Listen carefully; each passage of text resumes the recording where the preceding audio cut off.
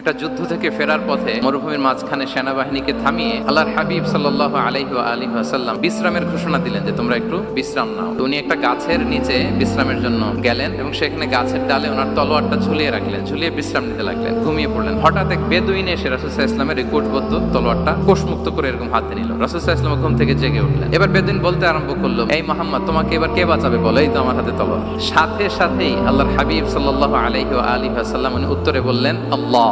কোনো চিন্তা ভাবনা নাই যে ওরে আঘাত করা যায় কিনা পাল্টা, বা কোনোভাবে ওর কনফিডেন্স ডাউন করা যায় কিনা, কোনো দিকে না তাকিয়ে কি বললেন? আল্লাহ। সব সময় তিনি আল্লাহ কেন্দ্রিক ছিলেন। গায়ে সাউরে যখন আল্লাহ রাসূল সাল্লাল্লাহু আলাইহি ওয়াসাল্লাম এবং আবু বকর রাদিয়াল্লাহু তাআলা ওনারা আশ্রয় নিয়েছিলেন রাত্রিবেলায়, কুরাইশরা যখন খুঁজতেছিল, আবু বকর রাদিয়াল্লাহু তাআলা বলেন যে কুরাইশদের পা দেখা যাচ্ছে, ওরা যে হেঁটে যাচ্ছে, একটু উকি মারলে আমাদেরকে দেখা যায়। রাসূল সাল্লাল্লাহু আলাইহি ওয়াসাল্লাম আবু বকর রাদিয়াল্লাহু তাআলাকে বলেন যে আবু বকর, চিন্তা করো না, লা তাহসান, ইন্নাল্লাহা মা'ানা। আবু বকর, চিন্তা করো না, আল্লাহ আমাদের সাথে আছেন। সুবহানাল্লাহ।